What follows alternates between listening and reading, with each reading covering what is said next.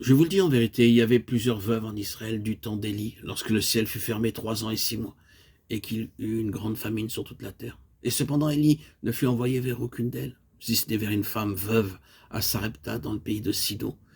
Il y avait aussi plusieurs lépreux en Israël du temps d'Élisée le prophète, et cependant aucun d'eux ne fut purifié, si ce n'est Naaman le Syrien. Luc 4, 25-27. Le témoignage devait toucher Israël et au-delà d'Israël. Gardez bien cela en pensée. Et ce fut le témoignage de la vie. Ce fut la question qui était en vue pour le peuple du Seigneur. Cela démontrait aussi que ces hommes étaient prophètes d'Israël. Une nouvelle fois, ce ministère rencontrait des situations qui étaient humainement impossibles. Le trait caractéristique de leur ministère, c'était la vie. Le Seigneur débattait avec son peuple concernant leur vie spirituelle et leur témoignage à l'égard des nations. C'est une question de vie dans le ministère pour établir ce témoignage.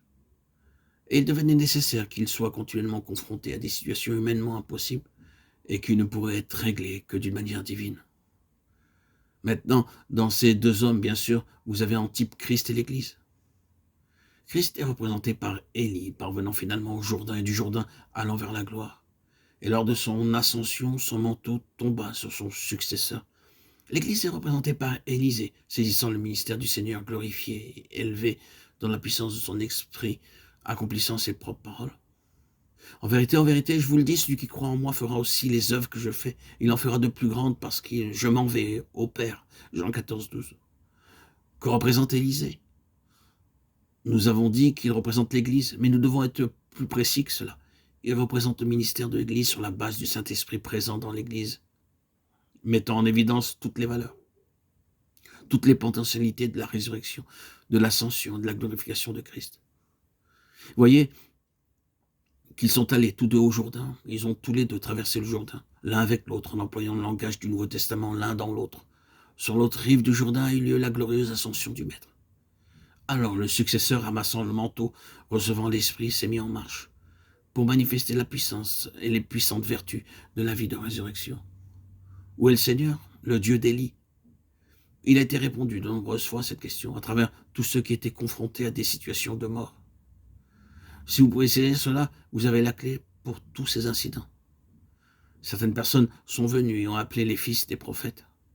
Bien sûr, en considérant l'histoire telle qu'elle est écrite, vous n'êtes pas emballé par ces fils des prophètes. Cependant, ils typifient quelque chose. Qu'est-ce qu'ils signifient? Ils représentent ceux qui serviront parmi le peuple du Seigneur en relation avec cette énergie de l'Esprit, qui est présente dans Élisée, ceux qui parmi le peuple du Seigneur servent pour le témoignage de Jésus, pour le témoignage de sa vie ressuscitée. C'est très simple. Maintenant, notez ce qui est arrivé. Ces fils des prophètes ont dû entrer dans l'expérience pour pouvoir servir. Ce ministère particulier qui progressait était le ministère de la vie, vainquant la mort. Considérons les choses qui sont citées, les eaux de Jéricho, le poisson dans le pot, le fer de hache qui tomba dans le fleuve et qui a surnagé. Tout fait allusion à la mort agissant dans diverses directions de plusieurs manières, chacune d'elles ayant sa propre signification, et de la vie se manifestant triomphalement sur la mort lors de ces tentatives.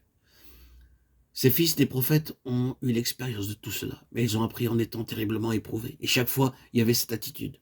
Maître, qu'est-ce que nous ferons? C'est leur cri sans cesse répété. Et il doit en être ainsi pour nous qui sommes aussi confrontés au même dilemme. Mais l'aspect essentiel, c'est que ce fut par les épreuves profondes et sévères que ces hommes ont éprouvé la puissance de la vie de résurrection, de telle manière qu'ils ont pu être appelés fils des prophètes.